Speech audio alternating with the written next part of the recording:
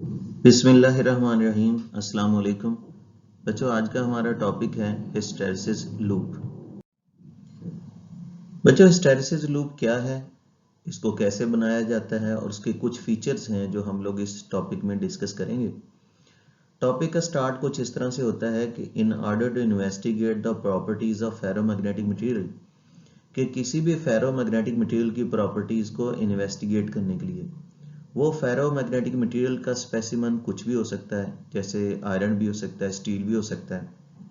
In order to investigate the properties of ferromagnetic material, किसी भी ferromagnetic material की properties को इन्वेस्टिगेट करने के लिए a bar of that material, उस मटेरियल की जो बार है, जिस तरह आयरन बार हो सकती है, placed in an alternating current carrying solenoid, उसको अल्टरनेटिंग करंट कैरिंग सोलेनॉइड के अंदर रखती है। ये सोलेनॉइड है और इसको हमने अल्टरनेटिंग करंट सोर्स के साथ कनेक्ट किया हुआ है, तो अल्टरनेटिंग करंट कैरिंग सोलेनॉइड के अंदर रखते हैं। When current is at positive peak value, जब करंट पॉजिटिव पीक वैल्यू पे होगा ना अल्टरनेटिंग करंट, तो ये जो बार है fully magnetise in one direction, ये एक डायरेक्शन में फुली मैग्नेटाइज हो जाएगी। जैसा कि आप लोगों को बताया हुआ है कि फेरोमैग्नेट्स के अंदर स्मॉल रीजन्स होते हैं जिनको डोमेन कहते हैं, और डोमेन सैचुरेटेड मैग्नेट होती है जिसके अपने नॉर्थ एंड साउथ पोल होते हैं। और जब इनको एक्सटर्नल मैग्नेटिक फील्ड के अंदर यानी सोलेनॉइड के मैग्नेटिक फील्ड के अंदर रखेंगे, तो ये जो डोमेन्स हैं एक्सटर्नल मैग्नेटिक फील्ड के पैरेलल अपने आप को अरेंज कर लेंगी। तो जब करंट पॉजिटिव पीक वैल्यू पे होगा तो बार फुली मैग्नेटाइज हो जाएगी एक डायरेक्शन में, और जब यही alternative current negative peak value पे होगा तो ये जो डोमेन्स हैं ये डिसऑर्डर्ड फॉर्म में जाते हुए यानी मटेरियल डीमैग्नेटाइज होते हुए, जब करंट नेगेटिव पीक वैल्यू पे आएगा तो ये बार फुली मैग्नेटाइज हो जाएगी ऑपोजिट डायरेक्शन में। यानी जब करंट पॉजिटिव पीक वैल्यू पे होगा तो फुली मैग्नेटाइज होगी बार वन डायरेक्शन में, और जब करंट नेगेटिव पीक वैल्यू पे होगा तो बार फुली मैग्नेटाइज होगी ऑपोजिट डायरेक्शन में।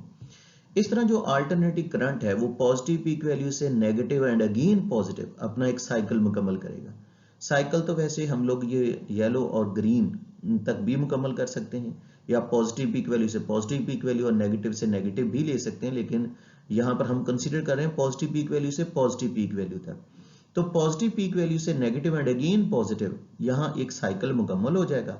और इसके अंदर पड़ी हुई जो बार है, ये जो फेरोमैग्नेटिक मटेरियल की बार है, ये अपनी मैग्नेटाइजेशन का एक साइकिल मुकम्मल करेगी। यानी फुली मैग्नेटाइज होगी एक डायरेक्शन में, डीमैग्नेटाइज होते हुए अपोजिट डायरेक्शन में मैग्नेटाइज होगी, फिर डीमैग्नेटाइज होते हुए उसी डायरेक्शन में फिर मैग्नेटाइज होगी।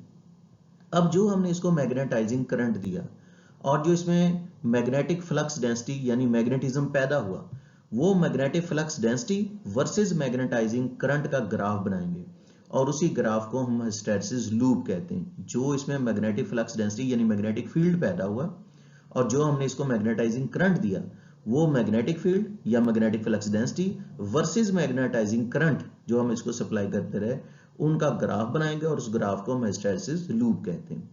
बच्चों, यानी मेन पॉइंट्स ये हुए कि अगर आपको किसी भी फेरोमैग्नेटिक मटेरियल की प्रॉपर्टीज को इन्वेस्टिगेट करना है, तो उस फेरोमैग्नेटिक मटेरियल की बार को, जिस तरह से वो आयरन या स्टील बार हो सकती है, उसको अल्टरनेटिंग करंट कैरिंग सोलेनॉइड के अंदर रखते हैं। जब करंट पॉजिटिव पीक वैल्यू पे होगा तो बार एक डायरेक्शन में मैग्नेटाइज होगी, करंट नेगेटिव पीक वैल्यू पे होगा तो ये पड़ी हुई बार ऑपोजिट डायरेक्शन में मैग्नेटाइज हो जाएगी। अब करंट तो पॉजिटिव पीक वैल्यू से नेगेटिव दोबारा पॉजिटिव तक अपना एक साइकिल मुकम्मल करेगा, और इसके अंदर पड़ी हुई जो फेरोमैग्नेटिक मटेरियल की बार है, जो कि आयरन बार भी हो सकती है, वो अपनी मैग्नेटाइजेशन का एक साइकिल मुकम्मल करेगी, यानी मैग्नेटाइज होगी, डीमैग्नेटाइज होते हुए ऑपोजिट डायरेक्शन में मैग्नेटाइज होगी, दोबारा डीमैग्नेटाइज होते हुए उसी डायरेक्शन में जिसमें पहले थी उसी में फिर से मैग्नेटाइज हो जाएगी। अब जो हमने इसको मैग्नेटाइजिंग करंट दिया और जो इसमें मैग्नेटिक फील्ड या मैग्नेटिक फ्लक्स डेंसिटी पैदा हुई, वो magnetic flux density versus magnetisation current जो है उनका ग्राफ बनाएंगे, और उस ग्राफ को ही हम हिस्टैरिसीस लूप कहेंगे। बच्चों, अब हम इसके कुछ फीचर जो हैं वो डिस्कस करेंगे। बच्चों, हिस्टैरिसीस लूप का सबसे पहला फीचर डिस्कस करते हैं, और हिस्टैरिसीस लूप का पहला फीचर है हिस्टैरिसीस। हिस्टैरिसीस का मीनिंग याद रखिएगा, उर्दू में हिस्टैरिसीस कहते हैं पीछे रह जाने को। अब हम देखेंगे कि हिस्टैरिसीस लूप में कौन सा फैक्टर किससे पीछे रह गया। हिस्टैरिसीस पीछे रह जाने को कहा जाता है, तो हम देखते हैं इस ग्राफ के अंदर O से लेकर A तक जब करंट बढ़ता गया तो फ्लक्स डेंसिटी भी बढ़ती गई। O से लेकर A तक ऐसा ही हुआ है। आप लोग देखें कि एक्स एक्सिस पे करंट है, वाई एक्सिस पे हमारे पास फ्लक्स डेंसिटी है। ओ से लेकर ए की तरफ जाते हुए जैसे जैसे करंट बढ़ता जा रहा है तो फ्लक्स डेंसिटी भी बढ़ती जा रही है। लेकिन जब हम ए से आर की तरफ आते हैं, वापस आते हैं, तो करंट कम होता है तो फ्लक्स डेंसिटी भी कम होती है। लेकिन जब हम पॉइंट आर पर आए हैं तो फ्लक्स डेंसिटी तो मौजूद है, क्योंकि जब y इंटरसेप्ट होगा तो फ्लक्स डेंसिटी तो मौजूद है, लेकिन इस पॉइंट के बिल्कुल नीचे करंट जीरो हो गया। तो पता ये चला कि O से लेकर A तक जब करंट बढ़ रहा था तो साथ में फ्लक्स डेंसिटी भी बढ़ रही थी। लेकिन जब A से R की तरफ आए, यानी जब करंट कम होना शुरू हुआ तो फ्लक्स डेंसिटी कम हुई, लेकिन करंट ज्यादा तेजी से कम हुआ, यानी करंट तो जीरो ही हो गया लेकिन फ्लक्स डेंसिटी जीरो नहीं हुई। इसका मतलब ये हुआ कि वैल्यू ऑफ फ्लक्स डेंसिटी, ये जो फ्लक्स डेंसिटी है यानी मैग्नेटिक फील्ड है, इट्स वैल्यू जो है is greater than magnetising current, कि फ्लक्स डेंसिटी की वैल्यू मैग्नेटाइजिंग करंट से ज्यादा है when it is decreasing than when it is increasing. ये पॉइंट जरूर नोट करें कि फ्लक्स डेंसिटी की वैल्यू जो है ना, value of flux density is greater than magnetising current, कि फ्लक्स डेंसिटी की जो वैल्यू है वो मैग्नेटाइजिंग करंट से ज्यादा है। लेकिन कब ज्यादा है फ्लक्स डेंसिटी की वैल्यू करंट से कब ज्यादा है? व्हेन इट इज डिक्रीजिंग, जब ये कम हो रहा है, than when it is increasing, उसकी निस्बत जब ये इंक्रीज कर रहा था। क्योंकि इंक्रीज करते वक्त तो करंट बढ़ता गया तो फ्लक्स डेंसिटी भी बढ़ती गई, लेकिन डिक्रीज करते वक्त करंट ज्यादा तेजी से कम हुआ है, करंट तो जीरो ही हो गया ना यहाँ पर, लेकिन फ्लक्स डेंसिटी आप देख सकते हैं O से R तक फ्लक्स डेंसिटी की वैल्यू तो मौजूद है। तो इसलिए हम कह सकते हैं कि value of flux density is greater than magnetising current, कि फ्लक्स डेंसिटी की वैल्यू मैग्नेटाइजिंग करंट से ज्यादा है। कब ज्यादा है? व्हेन इट इज डिक्रीजिंग, जब करंट डिक्रीज हो रहा है, than when it is increasing, उसकी निस्बत जब करंट बढ़ रहा था। बहरहाल इससे हमें यह पता चल गया है कि जब करंट कम हो रहा था तो करंट तो कम होते होते जीरो भी हो गया, फ्लक्स डेंसिटी जीरो नहीं हुई, यानी फ्लक्स डेंसिटी जो है ना, मैग्नेटिक फील्ड या फ्लक्स डेंसिटी जो है वो करंट से पीछे रह गई है। और ये जो फ्लक्स डेंसिटी लैग बिहाइंड कर गई है ना मैग्नेटाइजिंग करंट से, this is known as hysteresis, इसी को हिस्टैरिसीस कहा जाता है।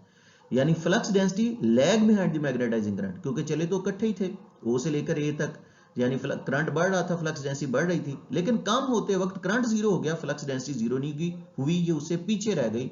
तो flux density lag behind the magnetising current, के फ्लक्स डेंसिटी मैग्नेटाइजिंग करंट से लैग बिहाइंड कर गई, पीछे रह गई, और फ्लक्स डेंसिटी का मैग्नेटाइजिंग करंट से पीछे रह जाना, लैग बिहाइंड करना, यही हिस्टैरिसीस कहलाता है।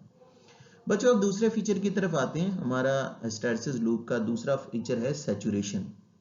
वैल्यू ऑफ फ्लक्स डेंसिटी जो है ना increases from zero to maximum value. अब देखें अगर O से हम A की तरफ जाएं तो फ्लक्स डेंसिटी मैग्नेटिक फील्ड की वैल्यू जीरो से मैक्सिमम वैल्यू की तरफ गई है। करंट भी वैसे पॉइंट A तक जीरो से मैक्सिमम वैल्यू तक गया है, लेकिन हम बात कर रहे हैं फ्लक्स डेंसिटी की, कि जो मैग्नेटिक फ्लक्स डेंसिटी है ना वो इंक्रीज करती है जीरो से और रीच करती है अपनी मैक्सिमम वैल्यू पे, हत्ता के पॉइंट A पर जाके फ्लक्स डेंसिटी की वैल्यू मैक्सिमम है। At this stage the material is said to be magnetically saturated. इस स्टेज पर जो मटेरियल होता है ना वो मैग्नेटिकली सैचुरेटेड कहलाता है, और ये जो पॉइंट A है ये मटेरियल के लिए सैचुरेशन पॉइंट कहलाएगा। बच्चों अब जो हम फीचर डिस्कस करेंगे हिस्टैरिसीस लूप का वो है रेमिनेंस और रिटेंटिविटी, यानी बाकियात या बाकी रह जाना। At point R hysteresis loop के अगर आप पॉइंट आर को देखें तो करंट इज जीरो, करंट तो जीरो है, but material still remain strongly magnetise. Material अभी भी स्ट्रांगली मैग्नेटाइज है, यानी पॉइंट आर के ऊपर आप देख सकते हैं करंट तो जीरो है बट मटेरियल स्ट्रांगली मैग्नेटाइज है। ये करंट के जीरो होने पर मैग्नेटिक फील्ड का बाकी रह जाना, मैग्नेटिक फ्लक्स डेंसिटी का बाकी रह जाना, यही रेमिनेंस और रिटेंटिविटी कहलाती है। यानी करंट तो जीरो हो गया लेकिन मटेरियल अभी भी स्ट्रांगली मैग्नेटाइज है, मैग्नेटिक फ्लक्स डेंसिटी की अच्छी खासी वैल्यू मौजूद है, तो ये करंट के जीरो होने पर पॉइंट आर पर मैग्नेटिक फील्ड का बाकी रह जाना, यही रेमिनेंस और रिटेंटिविटी कहलाता है। बच्चों ऐसा क्यों होता है कि करंट तो जीरो हो गया लेकिन मैग्नेटिक फील्ड अभी भी बाकी है? This is due to the tendency of domain. Actually ये डोमेन के अंदर रुझान पाया जाता है कि they remain partly in line, कि वो जुजवी तौर पर अपनी अलाइनमेंट को बरकरार रखती हैं वंस दे आर अलाइंड, एक दफा वो अलाइंड हो जाएं। मतलब जब आप करंट सप्लाई करें ना इस फेरोमैग्नेटिक मटेरियल को, इसकी डोमेन्स अरेंज हो जाएंगी, करंट जीरो हो जाए तो वो किसी हद तक अपनी चूंकि अलाइनमेंट को बरकरार रखती है, करंट तो जीरो हो जाएगा लेकिन डोमेन्स की चूंकि पार्टली अलाइनमेंट मौजूद होगी, डोमेन्स अरेंज होंगी जुजवी तौर पर, तो जब तक डोमेन्स अरेंज रहेंगी करंट के जीरो होने के बावजूद मटेरियल तब भी स्ट्रांगली मैग्नेटाइज रहेगा। तो ये करंट के जीरो होने पर मटेरियल का मैग्नेटाइज रहना, मैग्नेटिक फील्ड का बाकी बचना रेमिनेंस और रिटेंटिविटी कहलाता है। बच्चों नेक्स्ट हेडिंग, नेक्स्ट फीचर जो है इसका वो है कोरेसिविटी। मीनिंग इसका भी याद रखिएगा, कोरेसिविटी का मतलब होता है जबरदस्ती। अब किस चीज के साथ जबरदस्ती करनी है? मैग्नेटिक फील्ड को जीरो करने के लिए, फ्लक्स डेंसिटी को हम जीरो करेंगे। In order to demagnetize the material, material को डीमैग्नेटाइज करने के लिए current is reverse and increase in opposite direction. अब अगर कर्व पे देखो ना तो ये ग्रीन वाला पार्ट शुरू हो जाएगा क्योंकि फर्स्ट हाफ साइकिल तो मुकम्मल हो चुका है करंट का। तो in order to demagnetize the material, material को डीमैग्नेटाइज करने के लिए करंट इज रिवर्स, करंट को अब ये चूंकि हम दूसरे क्वाड्रेंट में आ गए ना, इधर आई पॉजिटिव होता है इधर आई नेगेटिव होता है, अब करंट रिवर्स हो रहा है और इंक्रीज किया जा रहा है ऑपोजिट डायरेक्शन में। तो in order to demagnetize the material, material को डीमैग्नेटाइज करने के लिए करंट को रिवर्स किया है and increase in opposite direction, opposite direction में इंक्रीज किया गया है to reduce to magnetism to zero, ताकि मैग्नेटिज्म यानी मैग्नेटिक फ्लक्स डेंसिटी जीरो हो जाए। हत्ता कि जब बच्चों हम पॉइंट सी पर आएंगे ना, फ्लक्स डेंसिटी जीरो हो जाएगी। अब यहाँ फ्लक्स डेंसिटी तो जीरो हो जाएगी, लेकिन ये जो वैल्यू आपको एक्स एक्सिस पे अब नजर आ रही है ना, एक्स एक्सिस पे हमारे पास करंट है, ये जो O से लेकर C तक की वैल्यू है ये करंट की वैल्यू है। अब करंट जीरो नहीं है, फ्लक्स डेंसिटी जीरो हो गई है और ये जो करंट की वैल्यू है ना, इसी को कोरेसिव करंट कहते हैं और ये फिनोमेना कोरेसिविटी कहलाता है। तो मैंने आपको यही जबरदस्ती है, यानी मटेरियल को जबरदस्ती डीमैग्नेटाइज किया गया। तो in order to demagnetize the material, material को डीमैग्नेटाइज करने के लिए करंट इज रिवर्स, हमने करंट को रिवर्स किया एंड इंक्रीज किया to reduce to magnetism to zero, ताकि मैग्नेटिज्म जीरो हो जाए। अब ये जो करंट हमारे पास ऑपोजिट डायरेक्शन में आया है, ये रिवर्स करंट है R से लेकर C तक, ये जो करंट ऑपोजिट डायरेक्शन में सप्लाई किया गया है, इसी करंट को कोरेसिव करंट कहते हैं और ये फिनोमेना क्या कहलाता है? कोरेसिविटी कहलाता है। बच्चों कोरेसिविटी जो है ना स्टील की कोरेसिव करंट जो है ना वो आयरन से ज्यादा होती है। आगे आपको दोनों लूप्स दिखाएंगे भी। स्टील की कोरेसिविटी आयरन से ज्यादा होती है और उसकी वजह ये होती है कि स्टील को डीमैग्नेटाइज करना आसान नहीं होता, इसको ज्यादा रिवर्स करंट चाहिए होता है। कि स्टील की कोरेसिविटी ज्यादा है क्योंकि स्टील एक हार्ड मैग्नेटिक मटेरियल है, ये आसानी से डीमैग्नेटाइज नहीं होता। तो कोरेसिविटी और स्टील जो है ना that is more than that of iron, iron से ज्यादा है, यानी इसको डीमैग्नेटाइज करने के लिए ज्यादा कोरेसिव करंट की जरूरत होती है।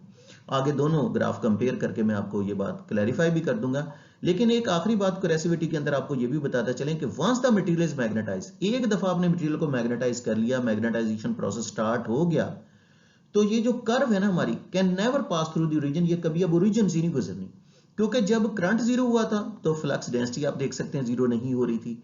जब फ्लक्स डेंसिटी जीरो हुई है तो करंट हमारे पास जीरो नहीं हो रहा। Instead we obtained a loop, इसकी बजाय कि दोनों चूंकि अब जीरो नहीं हो रहे बल्कि हमारे पास फिर एक लूप हासिल हो जाता है जिसको हम A C D C dash and A कहते हैं, और ये जो लूप है ना हमारे पास हासिल हुआ इसी को हिस्टैरिसीस लूप कहा जाता है। बच्चों हिस्टैरिसीस लूप का लास्ट फीचर जो है वो है area of the loop. Area of the loop is the measure of the energy. Area of the loop उस एनर्जी की पैमाइश है, उस एनर्जी को जाहिर करता है needed to magnetize and demagnetize the specimen, जो स्पेसिमेन को मैग्नेटाइज या डीमैग्नेटाइज करने के लिए चाहिए in each cycle of AC, AC के एक साइकिल में। एसी या मैग्नेटाइजिंग करंट, यानी हम कह सकते हैं कि मैग्नेटाइजिंग करंट के अल्टरनेटिंग करंट या मैग्नेटाइजिंग करंट के एक साइकिल में इस स्पेसिमेन को मैग्नेटाइज या डीमैग्नेटाइज करने के लिए जो एनर्जी चाहिए वो एनर्जी इस एरिया ऑफ द लूप से हमें रिप्रेजेंट होती है, मिलती है। बच्चों मटेरियल को मैग्नेटाइज या डीमैग्नेटाइज करने के लिए एनर्जी चाहिए क्यों? ये एनर्जी इसलिए चाहिए कि to work against the internal friction of domain. ये एनर्जी इस्तेमाल होती है डोमेन्स की इंटरनल फ्रिक्शन के अगेंस्ट वर्क करने के लिए, क्योंकि जब किसी मटेरियल को मैग्नेटाइज करना होता है तो उसकी डोमेन्स की इंटरनल फ्रिक्शन के अगेंस्ट वर्क करते हैं ताकि डोमेन्स उसकी अरेंज हो जाएं और वो मैग्नेटाइज हो सके। तो this energy used to do work against the internal friction of domain, क्योंकि ये वर्क डन अगेंस्ट फ्रिक्शन है। तो like all work against friction, जो फ्रिक्शन के अगेंस्ट वर्क होते हैं they are dissipated into heat, वो हीट में कन्वर्ट हो जाते हैं। लिहाजा ये वर्क या जो एनर्जी होती है ना, ये एरिया ऑफ द लूप जिस वर्क या एनर्जी को जाहिर करता है, क्योंकि ये एनर्जी ये वर्क फ्रिक्शन के अगेंस्ट वर्क करते हुए हीट में कन्वर्ट हो जाती है। ये एनर्जी या वर्क फ्रिक्शन के अगेंस्ट वर्क करते हुए हीट में कन्वर्ट हो जाती है, लिहाजा इसको हिस्टैरिसीस लॉस कहते हैं। बच्चे जिस तरह के पिछले टॉपिक्स में पढ़ाया गया कि हमारे पास दो किस्म के मटेरियल होते हैं, कि हार्ड मैग्नेटिक मटेरियल और दूसरे सॉफ्ट मैग्नेटिक मटेरियल। स्टील जैसा कि हार्ड मैग्नेटिक मटेरियल है, इजीली मैग्नेटाइज डीमैग्नेटाइज नहीं होता। स्टील हार्ड मैग्नेटिक मटेरियल है, इजीली मैग्नेटाइज डीमैग्नेटाइज नहीं होता, तो इसलिए इसका लूप एरिया ज्यादा होता है, मतलब इसका हिस्टैरिसीस लॉस ज्यादा है। ये आसानी से मैग्नेटाइज डीमैग्नेटाइज नहीं हो सकेगा क्योंकि इसका लूप एरिया ज्यादा है। इसको मैग्नेटाइज डीमैग्नेटाइज करने के लिए ज्यादा एनर्जी चाहिए, क्योंकि ये लूप एरिया जैसे मैंने बताया ये एनर्जी को तो जाहिर करता है। तो स्टील का लूप एरिया ज्यादा है, ये हार्ड मैग्नेटिक मटेरियल है, आसानी से मैग्नेटाइज डीमैग्नेटाइज नहीं होता, तो इसको मैग्नेटाइज डीमैग्नेटाइज करने के लिए ज्यादा एनर्जी चाहिए। ऑन दी अदर हैंड आप देखें कि जो आयरन है ये सॉफ्ट मैग्नेटिक मटेरियल होता है, ये आसानी से मैग्नेटाइज डीमैग्नेटाइज होता है, तो इसका लूप एरिया भी कम है, यानी इसको मैग्नेटाइज डीमैग्नेटाइज करने के लिए कम एनर्जी चाहिए, यानी इसमें जो एनर्जी डेसिपेट होती है ना पर साइकिल वो कम होती है।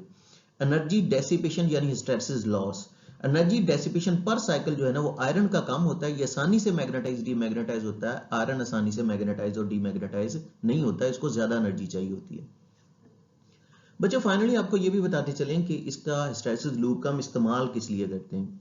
हिस्टैरिसीस लूप का इस्तेमाल किया जाता है सुटेबिलिटी ऑफ फेरोमैग्नेटिक मटेरियल को चेक करने के लिए कि किस फेरोमैग्नेटिक मटेरियल को आप कहां इस्तेमाल कर सकते हैं।